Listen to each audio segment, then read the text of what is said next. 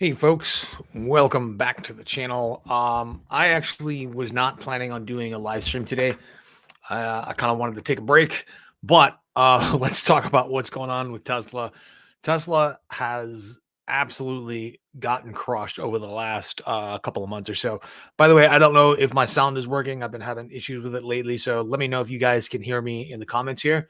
But yeah, so let's talk about what's going on with Tesla right now. Let's talk about Elon Musk's behavior, sort of in an open and non-judgmental manner. It's going to get judgmental. Come on, let's be honest. All right.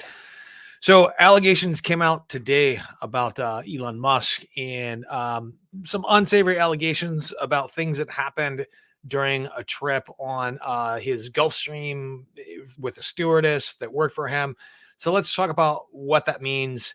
And basically, a SpaceX flight attendant said that Elon Musk propositioned her for sex and that the company paid $250,000 for her silence.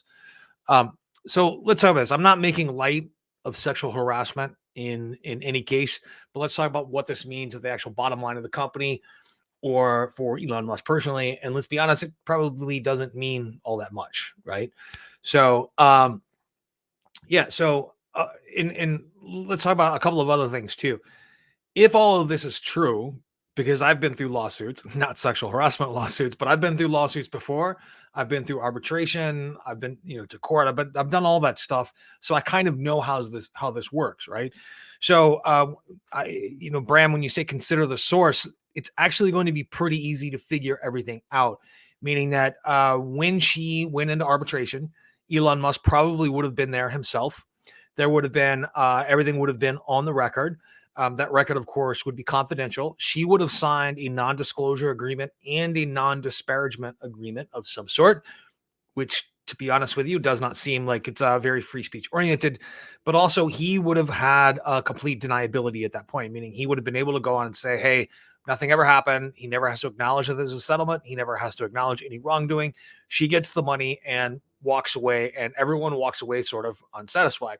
So when he says that the allegations aren't true, what does he mean by the allegations aren't true? Did he not pay $250,000 in settlement? Did he not sexually harass someone? Or did he pay the $250,000 in settlement just to make everything go away, right? Just to say, hey, I don't want to deal with this. It's not worth my time. Let's just make it go away. So my issue with this is not this incident in particular. It's not a political hit job. He didn't make that statement yesterday because he knew something political was coming out. The way journalism works is this: you have a hit piece that you're doing on someone, some investigative journalism. Once the article is written, before it's published, you call that person in order to get comment from them, right? That's how journalism works. So he got a call a couple of days ago, and this is documented in the article. He got a call a couple of days ago and was asked to make comment, and his response was, give me a little bit more time. The situation is more complex than you know, right? So let me see. Do you think some ethics committee okay, so that thought's kind of like not clear there, okay? So all of that though is an indication that he's not handling like personal conflict very well, and he's not doing this in a lot of different ways right now. So it's important not to fanboy over Elon Musk. And I have absolutely been guilty of fanboying over Elon Musk. If you go back and look at some of my battery day videos, I'm definitely fanboying over Elon Musk. But I've been an investor for a very long time in Tesla, since 2011. And over the last couple of months, you can't simply say that it's just market conditions that have caused Tesla's price to decline by almost half. A lot of this really has to be laid at the feet of Elon Musk himself. And I've said this before on the broadcast here on this live stream, that a lot of people who are Elon Musk fanboys probably don't own stock in Tesla, right? Otherwise, they'd be a lot more concerned when he goes off and says crazy things or controversial things, because or illegal things that are against SEC regulations. Those things affect the stock price enormously, and that's what's happening right now. It's also probably going to tank the sale of Twitter. Not this lawsuit, not this allegation. That is not going to tank the sale of Twitter. Although the person in question came out in the article and stated that she's coming forward because of all the stuff that he's saying about freedom of speech, when every document that you have when you work with Tesla, there's non-disclosures, non-disparagement agreements in there. He is consistently known for trying to control what is published about Tesla. And it's the whole thing with free speech is kind of, I'm not convinced that that's the reason why he wants to buy Twitter. Right. So let's talk about some of the things that are going on right now, because I still see the promise with Tesla as an investment. I see the promise with the technological revolution that he wants to bring forth here. I see the promise of autonomous technologies.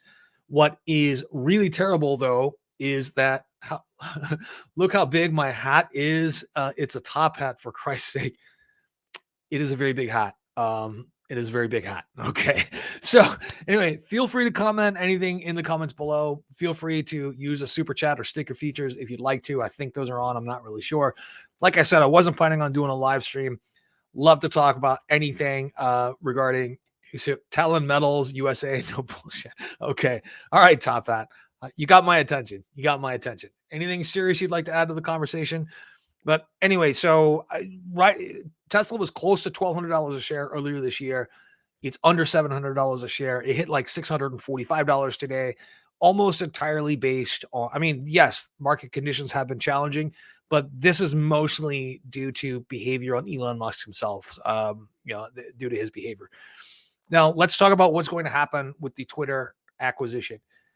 If the Twitter acquisition doesn't go through, he is going to be distracted by years of litigation, years and years and years of litigation. So, and I don't know what's worth more. He was putting out tweets responding to tweets today saying that Top Hat says, I'm drinking. Well, I haven't gotten started yet, Top Hat. It's although it is Friday. So he's going to be distracted by years and years of litigation for a number of different reasons. He started violating the law and SEC regulations as soon as he started talking about acquiring Twitter on Twitter, right? And normally he's been able to skate through and buck regulations. They don't necessarily apply to him, or he's been willing to pay the price because the price simply hasn't been high enough. And I don't think $1 billion, breakup fee with Twitter is high enough either. I think what he really is afraid of right now is getting a bad deal. But what folks don't realize is that this is kind of a cascading effect now. If the deal doesn't go through, he's going to be sued by the board of Twitter, right? And there's $1 billion breakup fee. He's going to be sued by a couple different classes of Twitter investors, mainly just your general Twitter stockholders, and then all of those people who bought Twitter on arbitrage hopes based on an offer that was made supposedly in good faith. They're going to demonstrate that or at least attempt to demonstrate that was never made in good faith. And there's going to be 2 separate lawsuits in that case. He's probably going to be sued by Tesla holders, by 2 separate classes of Tesla holders as well. Number one, for engaging in the sale to begin with.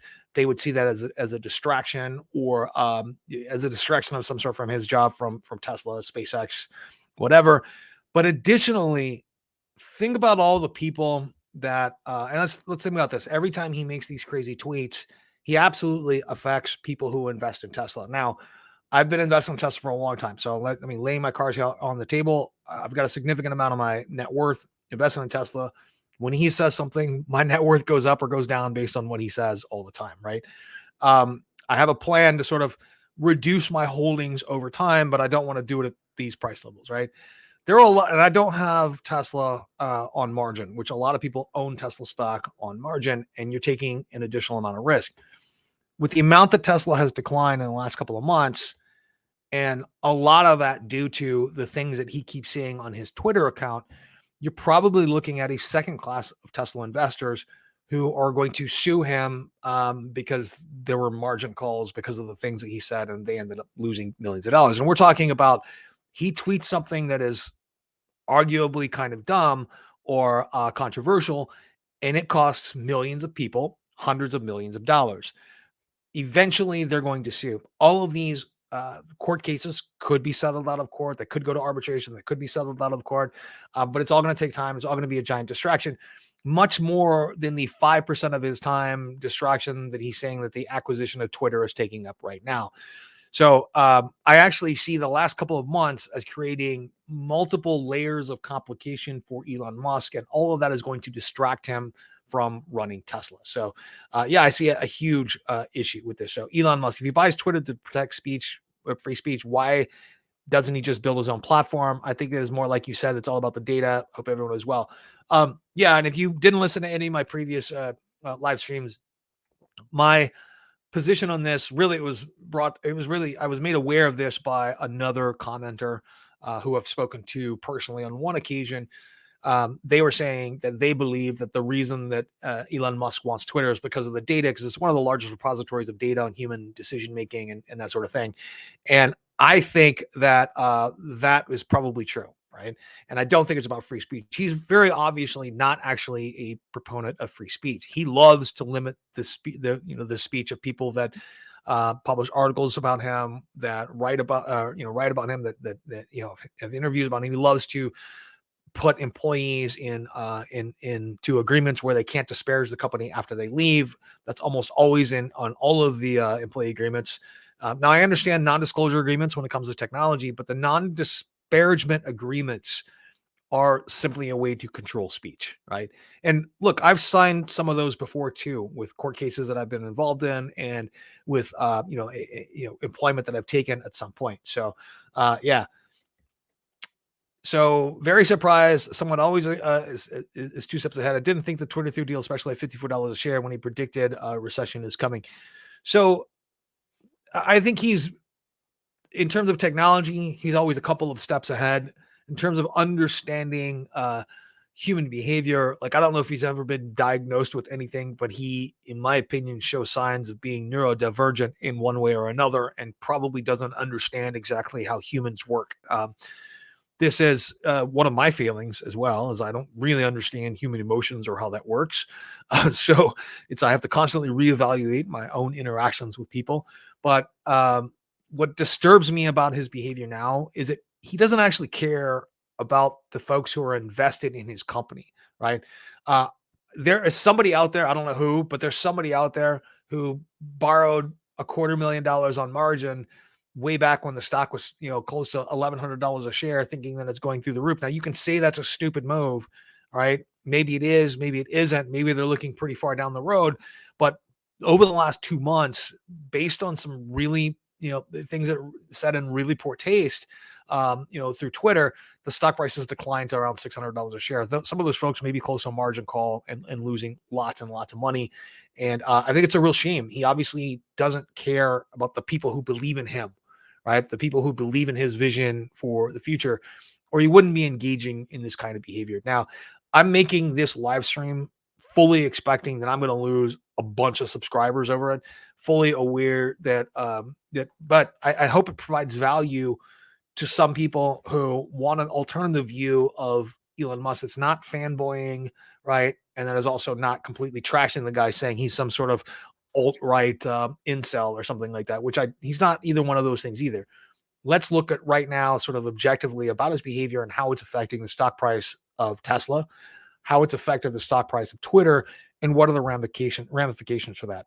I say the ramifications right now are years and years of litigation, years and years of struggle with the SEC, court cases for years to come, and it's going to take up a lot of his time. So, good thinking. Maybe you are right. This is from Learn Progress. Yeah. I don't, like I said, none of us really knows, but I've been through lawsuits before, right? If you want to prove the allegations true, and there are layers to how you prove the allegations true. Like I said, did the sexual harassment actually occur? I'm not making light of sexual harassment. That's not really the point, though. I mean, that's not really the point. Is the article true? Well, it's really easy to find out. There's going to be a non-disclosure agreement. The person who received the payment is going to have that. They would have signed that. It would have given Elon Musk an out to say to deny everything. He can pay her $250,000 and never admit guilt, and the problem goes away. She can't mention it again. But in every single one of these cases, there's always a sue back feature, meaning that if you violate the terms of this non-disclosure agreement, then the party that paid you the money is able to recover those monies and then some, usually with a sort of per instance fee, right? And it wouldn't be worth it to go to the press and make this announcement, because then Tesla or Elon Musk would be able to turn around and sue you and recover anything you may have been paid for that article, right? So it may be that this person has already gone through the money. It doesn't exist anymore. or that person has enough to pay everything back, whatever. Money may not be an issue for this person. But everything about this case would be really, really easy to prove based on existing documentation. So I'm not sure that there's a cause and effect between Elon tweets and stock price. I think buying Twitter is a bad idea. In my opinion, with Asperger's, Elon does not know how to lie. Okay. I don't know if you're saying you have Asperger's syndrome or you think that Elon Musk has Asperger's syndrome. So there's a couple of things you can look back at, and let's be really honest about this. Let's be really neutral about this. Either he does know how to lie, or he's just shockingly wrong about the predictions that he makes, because he's made lots and lots of predictions over the years that have not come true. Made lots and lots of promises over the years that he had, looks like now he has no intention of coming through on. But so like I said, one of those has got to be true in that case. I don't want to be a reductionist. I don't want to provide a false dichotomy here, but I'm feeling like either he can lie or he's really bad at predicting what his own company can do. Right. So let's keep that in perspective too, because there are a number of things like the Cybertruck was announced in 2019. It was supposed to be delivered in 2020, and now it's 2021, and now it's 2022. Now we're hearing it's 2023. When is that going to happen? The $35,000 Model 3 lasted for all of a couple of months, right? Before there was no longer a $35,000 Model 3. The promise of self-driving cars where you kind of sleep in it as a passenger by 2019, that of course did not happen. And there's a number of other things like that we can talk about here. The promise to launch Tesla in India by 2020, that hasn't happened as well. In fact, the promise that he made about self-driving cars, that was done in 2019 or 2017. It was supposed to happen by 2019. Still hasn't happened, of course. He has trashed AI for years and years and years. And then all of a sudden in 2014, he opens up OpenAI and then starts talking about AI killing humans within 5 years. So it's 2022 now, and 8 years have passed without Skynet. So there's a lot of things in there where he keeps making these predictions that aren't coming true. In 2017, he told the Wall Street Journal about the launch of Neuralink that's supposed to merge computers and human brains. We haven't heard much about that since 2021. He said he was going to have the technology ready by 2021. It's 2022 now. There's no sticking to the deadlines. And I'm not faulting him for not being able to stick to deadlines. But what I'm saying is there's a combination of not making your deadlines and not telling the truth here. So, just another instance where Elon Musk promised to help Flint residents out by paying to fix the water in their homes, to fix that lead contamination above EPA levels. And okay, he donated a few $100,000. And he donated a few filters to 12 schools, right? So he didn't help all of Flint. He did help some Flint residents. I guess it's not entirely untrue. Has his promise to put humans into space come true by 2018? Did that come true? I'm not sure if it did or not. So I think he made that promise sometime in 2017 that he's going to do that by 2018. So a lot of things going on here that we need to stop with the hero worship, and let's start looking at this objectively. So yeah. Kevin Garcia says no glass of beer on the live stream. Gonna be honest with you, I partied pretty hard last night. So it's Thursday night for me. I usually train, and then I have a few drinks afterwards with the guys, and a few drinks turned into a few more last night. So yeah, but I haven't been drinking on live streams lately just because it hasn't fit into my life. I've been a little bit busier than normal. So Crispy Taco says, hola. So OpenAI's DAL 2 is incredible, really unbelievable technology. I'll be honest with you, Crispy Taco's there. I don't know that much about their technology. It's something I just haven't investigated at this point.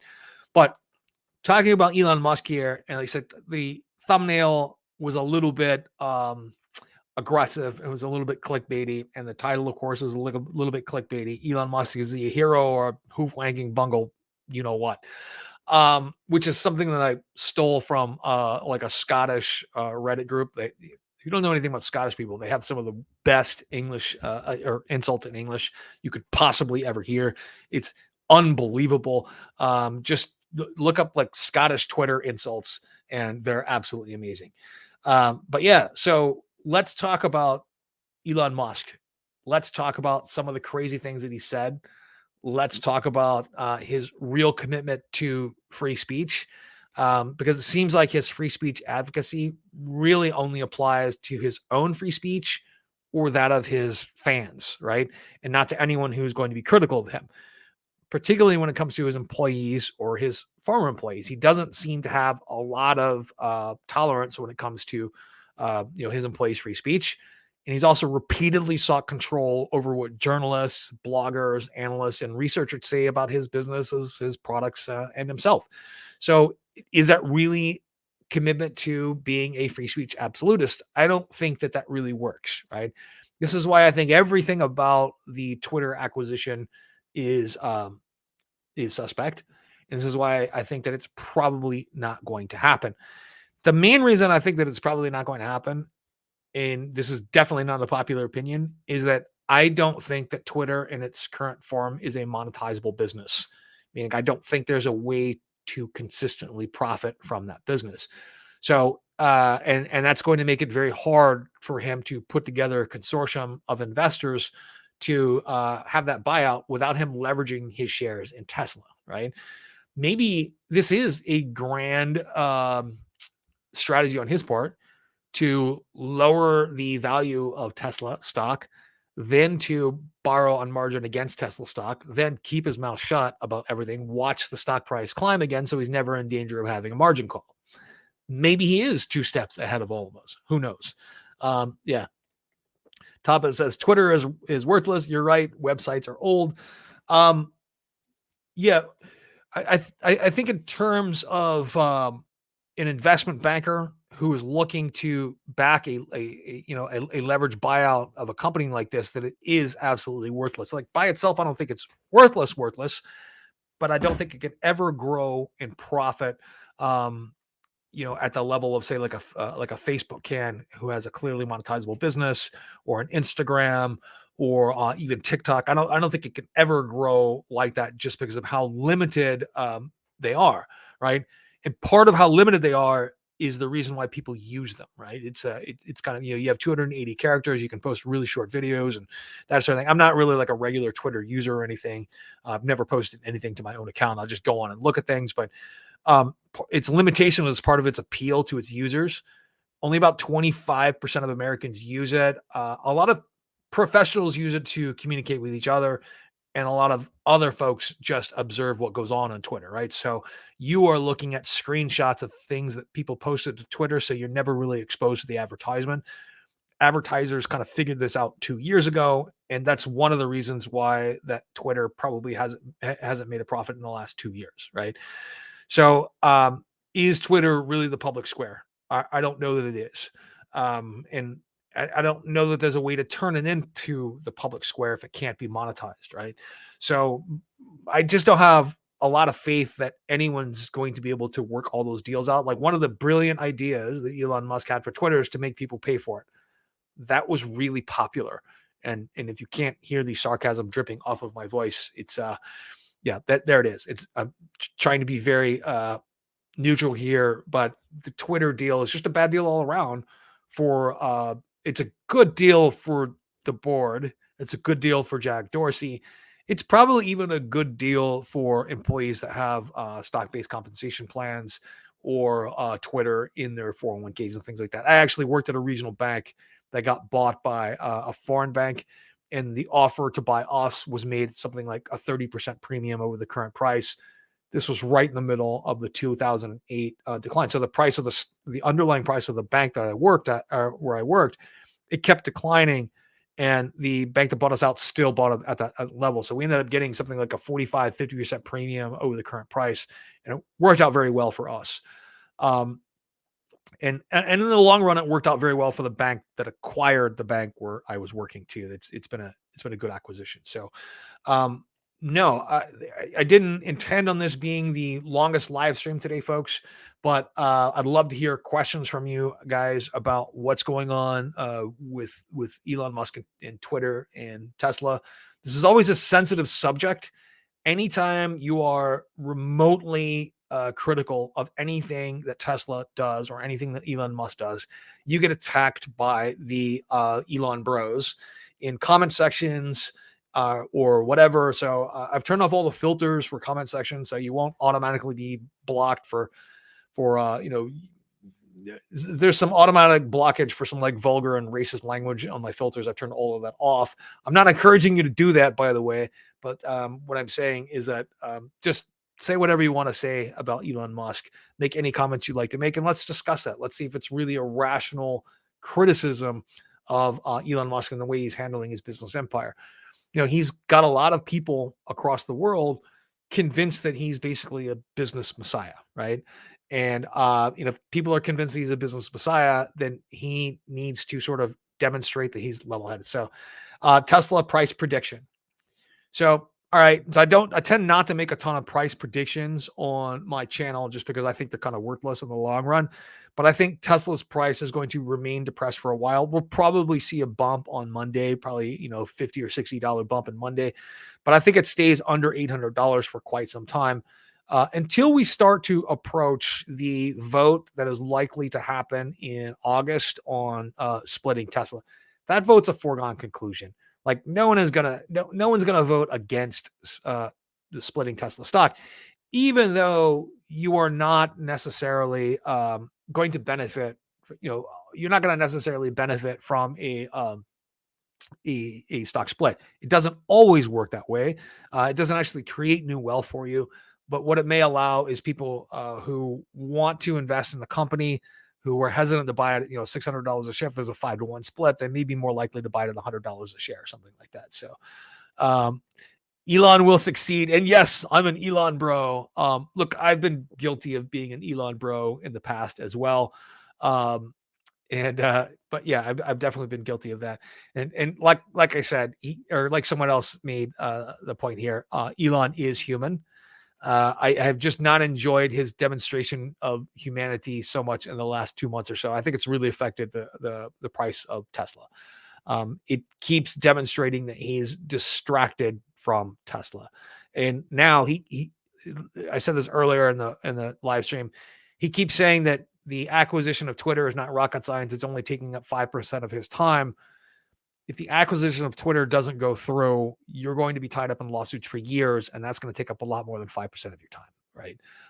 And your attention is going to be divided. It's mentally extremely taxing to go through a lawsuit. It's extremely mentally taxing to go through arbitration. And I don't know if you guys have ever been through this before, but you have to sit there on the stand while people make the wildest, most inaccurate, untruthful things, statements about you, and you cannot respond in the way that you want to respond. You have to respond in the way that your lawyer wants you to respond. And it's enormously mentally straining to do that, right? And I've been through this, unfortunately, a few times. And yeah, so San Diego, I'm here. Oh, thank you so much. I'm here always watching. You're my go-to commentary guy. Well, thank you so much. Thank you so much. I'm definitely not the smoothest on air, definitely not the best looking on air. But I try to stay neutral at all times. It's getting a little bit harder to stay neutral when it comes to Elon Musk's erratic behavior. But I did want to point out, though, that we addressed this in the very beginning, is that all the stuff surrounding these sexual harassment allegations, these are all easily provable. Either he paid $250,000 and everyone signed an agreement to do that, or he didn't pay $250,000 and there is no agreement.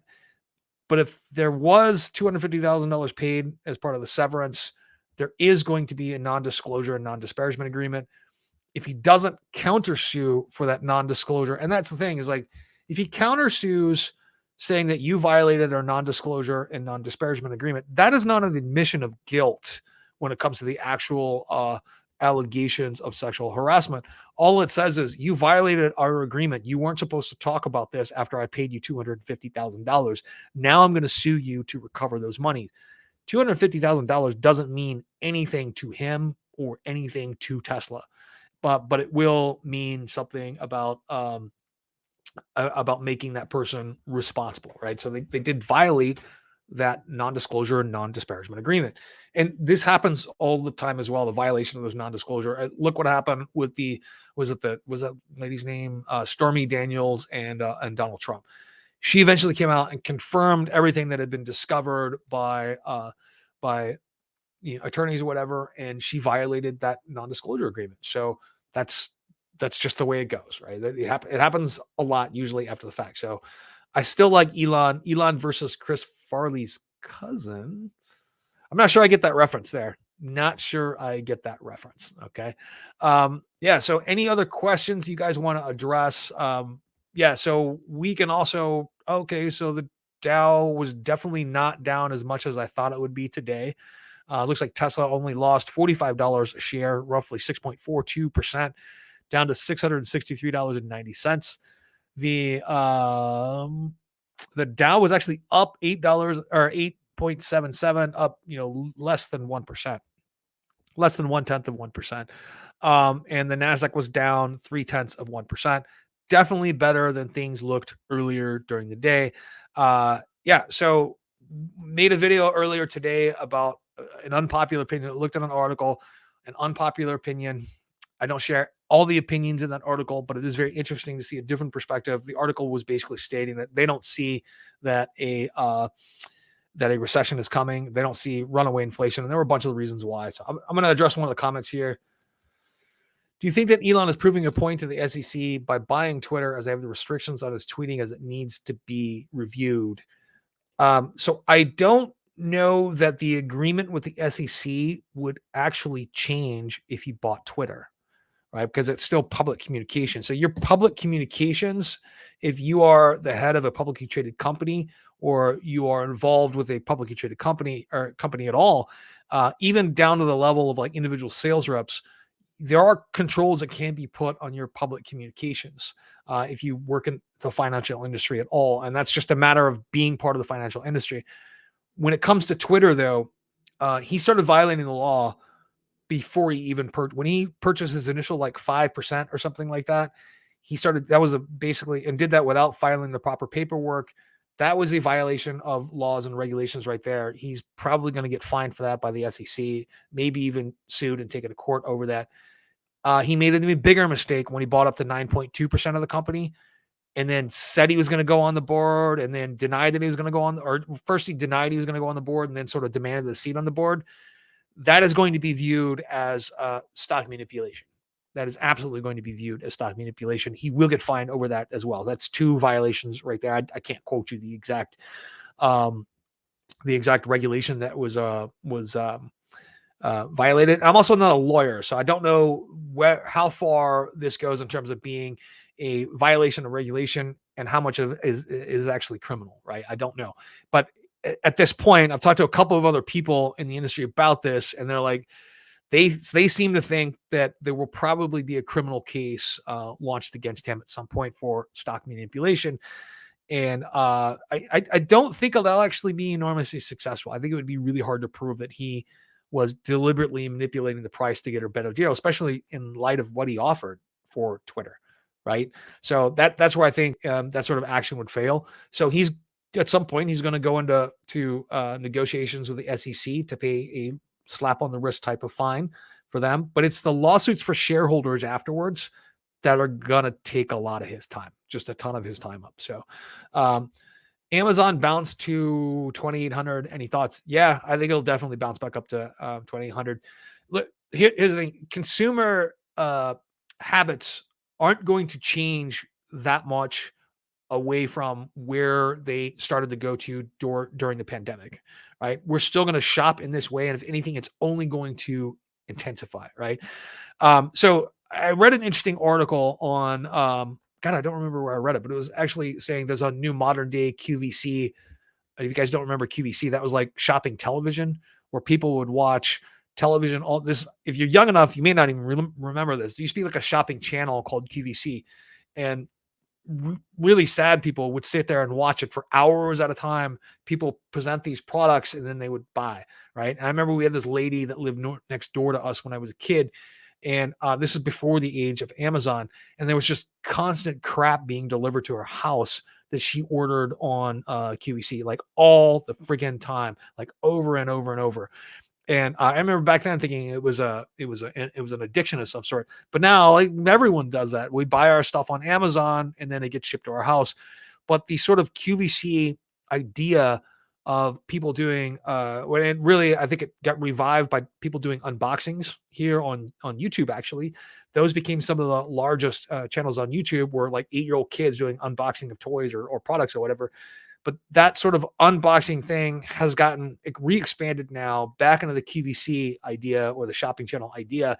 And we have live events where people are presenting things live on YouTube or live on other types of venues. And this is getting big here, but it's actually already huge in China. You can go to like public squares and places where you'll see 15 or 20 different people live streaming with equipment and talking about various products and open air parks and squares and things like that. That sort of thing is coming here.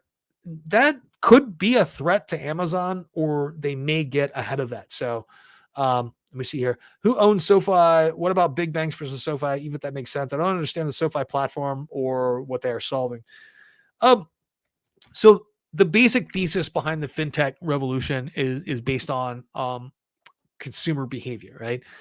Almost everyone has bank accounts at more than one bank, because in the traditional banking world, because the traditional banking world can't satisfy all of your needs, particularly when you're looking at millennials and Gen Z. They have bank accounts at multiple different banks, and SoFi is trying to provide sort of an all-in-one flywheel type strategy ecosystem, like financial ecosystem, where you can accomplish everything you need to in your financial life. And honestly, they're almost already there. Like, I've used their loan services. I'm still looking at using their business services and their credit card processing services for one of the businesses that I own. They are moving pretty rapidly into, into different areas of business services, which is where they were weak before. But they have financial services, they have their software services, they have banking, lending, everything out there. And they're a complete financial ecosystem that you can run through your phone. And the thing here is that you're not necessarily competing against everyone directly. You're competing to grab the most amount of market share, right? And the winner is going to be the one who grabs the most, not the one who grabs everything and kills everyone else, right? So I think there's going to be room for a lot of companies to succeed. The level that they scale, though, is going to be quite a bit different. So Rick Galliardo says, "You are the best. Don't ever change anything. Can you help me understand the difference between sold by and Allied Bank?" So Rick, contact me offline. And yeah, let me clarify what it is that you actually mean by yeah. So finally, Neo is breathing. Neo is one of your first videos I watched and subscribed. I really appreciate the approach, but more importantly, your thought process. You really appreciate it. Well, thank you so much. And that was one of my first like really successful videos, was one that I made on Neo, where the bold title was, "Is Neo better than Tesla?" So like, I knew at the time that it wasn't better than Tesla. It was just a clickbait thing. I was back in the very, very early days of my channel where everything was an experiment, and that's true today too. If you think I have any idea what I'm doing on YouTube, I don't. I just come here and I talk. I just come here and I explore ideas. I look at things that I find interesting. Like, I did a video earlier this week on the e-bikes that are being used in Ukraine for NLAW fire teams. I thought that was endlessly fascinating. My actual subscribers don't like that video, right? They didn't watch that, but I'm getting like a lot of traffic from search, and people are watching that. They're picking that up. I call them the NLAW Dragoons. And I'm sorry, back to SoFi here. Yeah, so back to SoFi. Who owns SoFi? SoFi is a publicly traded company. Some of the major investors in SoFi are I think SoftBank is one of the big investors in SoFi. Chamath Palihapitiya is one of the biggest investors in SoFi. But one interesting thing about SoFi is that as the price declined, insiders were buying more and more and more of SoFi in that time period, which was very, very encouraging. Anthony Noto made some really large purchases of SoFi. I wish I could have made more large purchases of SoFi. I didn't grab that many at the bottom. Yeah, let me see here. Powell not pumping, just that I cannot think of any person who has affected the planet for good more than Elon. That's in terms of environmentalism, that's not true yet, but it will be, meaning that he's already lit the fire. Electrification of transportation is going to happen, and it really is going to happen because of Elon Musk. So yeah, you're right, but I think that impact really comes in the future. That he's going to help wean us off a carbon-based economy, wean us off of petroleum, using petroleum and natural, or using petroleum as an energy source. So we're still not going to get away completely from using fossil fuels to generate. I was just reading an article that was put out by a bunch of scientists saying that his idea that 100 square miles of solar panels could power the entire United States is based on basically a perfect world. And they're saying really it's a couple thousand, it could be almost 22,000 square miles of panels that we need in order to power all of the electricity and transportation needs of the entire United States. 22,000 square miles still isn't that much in terms of the surface area we need to cover here in the United States. Something like 26% of homes in California already have solar panels. Almost all new construction is going to have solar panels on them. The real challenge is going to be like grid management in the future. How do you manage the diffuse production of all of that electricity? We need smarter grids. And I think that's the future that we're all looking at, is that even places where people think that you can't generate electricity using solar, like you talk to people in the northern part of the country, who think that like Maine or Michigan or something like that, they think that you can't have solar panels, it's not going to work. Solar panels, wind power, combined with energy storage solutions and smart grid management are going to take us mostly off of fossil fuels here in the next 25 to 50 years, right? That is a done deal, and that is happening. What does that do to all of the wealth that is in these oil companies right now? Where does it go? The demand for oil is not going to drop off completely, but only about a quarter of demand for oil in the United States is not directly related to transportation one way or another, meaning all that we use for plastics, all that we use for medicines, all that we use for everything else only accounts for about 25% of the demand for petroleum products. How many oil companies, are going to be able to survive on 25% of demand 50 years from now? Granted, it's going to grow somewhat, because we're going to find new ways to use petroleum, but we're going to see some demand destruction here in terms of petroleum usage. And I think we're going to start seeing that relatively soon. So, so Rick, back in terms of looking at between SoFi and Ally Bank, I would have to talk to you offline kind of about a comparison. I can't really do that right now. Or maybe it's interesting and I'll make a video about that. That could be, let's see, Pablo, Greta Thunberg. Okay. No, she's definitely not as impactful as Elon Musk is. So really the big move that probably is going to eventually win him a Nobel Prize is the move that Tesla made in 2014. And let's put it this way, he may end up winning a Nobel Peace Prize eventually. And let's talk about that.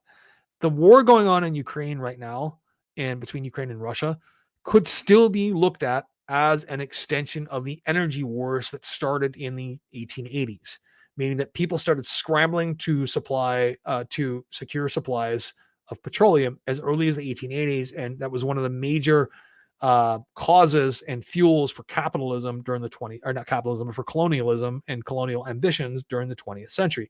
Well, for capitalism as well. Let's not that, but yeah. But anyway, you never want to say stupid things on a live stream or make the noises I just made, but I just did it anyway. But you could see the war in Ukraine as an extension of the energy wars. One of the big benefits that we may see, and the real point, like I said, was 2014, when Tesla made all of the patents that they had free and available to the public, to the whole world, and said, you can use our technology, you just can't make direct copies of it.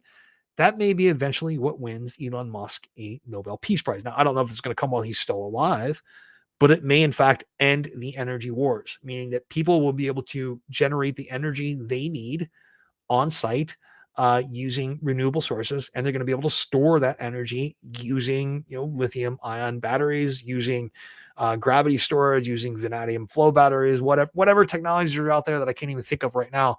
But it's going to start because of the electrification of transportation, and it's going to make a lot of these politically problematic countries that the West has seen fit to control their politics for the last century or so. Now they're extremely resentful and angry, and justifiably so. But it's going to make them a lot less politically relevant on the geopolitical stage, and I think it's going to actually be something that promotes peace around the world. That's a pretty big statement. I realize that, but yeah. So that's kind of my position on that. That I think that he is one of the eventually going to be seen as someone who changes the world, but it doesn't mean that he's perfect, and it doesn't mean that all of his Nobel Prizes are not given posthumously. I did not know that. But as I was saying that, I did not know that if they could be given posthumously or not. So I think it's maybe unlikely then that he wins a Nobel Peace Prize in that case. But it's possible. It's possible that we could see the end of energy wars here in the next few years. And make no mistake about it. What's going on with Ukraine and Russia right now is part of that whole energy war deal. They want access to some gas deposits in Donbass and gas deposits off the coast of Crimea. And they want to be able to claim those with no sharing of those benefits with Ukraine, right? So that's part of their decision to invade. Anyway, you guys like my shirt, by the way? The earth isn't flat, you morons. So I'm sure that offended someone. Who do you think is the biggest rival of Tesla? So that's not even a question. The biggest rival of Tesla, well, it is a question. So the biggest rival of Tesla in China is BYD. The biggest rival of Tesla so you get basically biggest rival of China of Tesla in China is BYD and VW. Worldwide right now, I think it's probably VW. They're one of the largest. They may actually be the largest auto manufacturer on the planet right now, VW, but they've also pretty heavily committed to a couple of different ideas in the battery electric world, right? Technologically speaking, they're not really a leader in terms of like especially their battery management, and they're not really a leader in software. That's for darn sure. That can change pretty rapidly, of course, if you're able to take companies away or take talent away from different companies.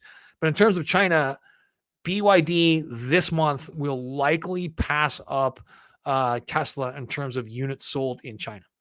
And part of that has to do with the shutdown, but they were actually catching up anyway.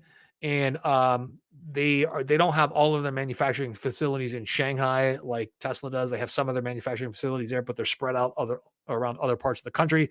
We're likely going to see that BYD in terms of electric vehicles outsold Tesla in China this month. And I think that because they are a Chinese brand, that we see them promoted a little bit more by native Chinese media. So I like NIO, don't get me wrong, but NIO has some structural issues.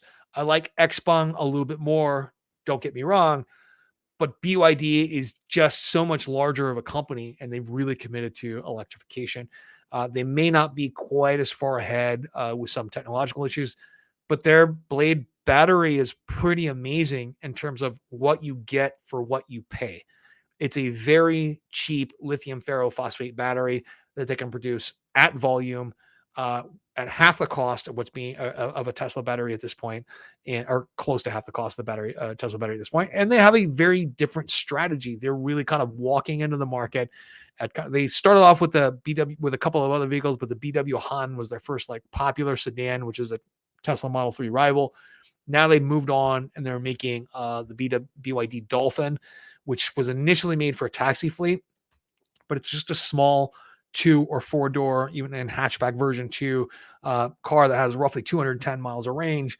But your entry price for that vehicle, which is the base model, is like $12,000. $12,000 for a car that gets between 180 and 210 miles per charge. Pretty darn good, right? Pretty darn good and pretty affordable for lots of people out there. and it qualifies for subsidies as well, which some of Tesla's fleet does not qualify for subsidies. Some of NIO's fleet doesn't qualify for subsidies. So interestingly, people see battery swap technology as battery swapping being the technology that's important. That's not the important technology when it comes to NIO. It's actually a financial technology that's important. The battery swapping technology allows you to separate the cost of the battery from the vehicle, which allows the vehicle to qualify for subsidies, which helps with sales of NIO vehicles. So these subsidies are probably going to be around for a very, very long time. This is one of the ways they're able to spread brand awareness with the premium brand, is with this financial innovation of battery as a service and battery swapping combined. It's really battery as a service is the financial innovation, not battery swapping, that is really important. So, so all this is very, very interesting. It may be in the future that we don't really have battery swapping being all that important, as charging infrastructure is going to be everywhere, as meaning there's going to be plugs everywhere. So battery swapping may not be that important, but battery as a service will remain as a financial innovation. And I expect other companies in China to adopt a similar strategy. Anyway, this is we're coming to the end of the time that I had allotted. I'm going to stay on for about another 9 minutes. So if you guys have any questions, please let me know. And so we talked mostly about Elon Musk today. Try to do it in a manner that wasn't too rude, but I wanted to be honest too about what I think his behavior is causing. Talked a very little bit about fintechs today, and a little bit more about NIO and XPeng. I haven't really talked about them for a while. So do you guys remember at the beginning of the year, I made 2 videos saying that I thought that NIO would probably outperform XPeng this year. I still think that by the end of the year, NIO is probably going to outperform XPeng in terms of share price, largely because XPeng is reaching the limit as far as how much they can produce. They will not be able to produce more than about 20,000 units per month. Whereas NIO is going to have more and more capacity coming. They're going to have a lot of capacity coming online sometime this month or next month. It was supposed to be at the beginning of April, but things were delayed because of COVID. And then they have a second factory that's going to be coming online right after that. That should put their overall production capacity right at 600,000 units per year, possibly as early as first quarter of 2023, right? So they could have a lot more in the way of capacity. We're not looking at similar capacity for XPeng probably until mid 2023, and they're really limited to roughly 220 to 240,000 units per year until the middle of next year, right? So we could see the perception that NIO and other rivals of XPeng are starting to grab more and more market share, and it's really related to just poor timing. In a way, what's happening with COVID kind of actually helps XPeng out right now in a little bit, right? And I know it's bad for their supply lines. I know it's bad for their current sales, but in terms of everyone else kind of passing them up, which would have been the perception, not the reality, but the perception this year, they're getting a little bit of a grace period here, I think. And NIO's price is actually being artificially held down right now. They are in much better condition. NIO rather is in much better condition as a company than they were last year at this time, especially in terms of they're building out their industrial capacity. So yeah, I think that I still, over the long haul, the really long haul, I think that XPeng is on a greater technological path than NIO is. And NIO has some structural issues, but I do think that NIO has improved greatly since last year in terms of those structural issues. So just my quick opinion on those things. I'm going to go ahead and call this to a close here. Let me see here. Maybe not. I'm working 13 hours a day, 7 days a week, and have a baby at home. As you can imagine, I don't have much free time, but I always enjoy spending free time watching your videos and live streams. Thank you so much. Man, you are working 13 hours a day, 7 days a week. That you must be a business owner. Because that is the only, you must be a business owner, because most folks that I know in Europe don't work that hard or that many days in a row. If you are a business owner, I wish you all the luck in the world. And thank you very much for taking the time to tune into my live streams. I really appreciate that. Thank you very much for taking the time to watch my videos. I really appreciate that as well. And yeah, I look forward to seeing you folks on the next one. Have a good weekend. You won't see me again until Monday. I'm going to take the rest of the weekend off. Thank you so much.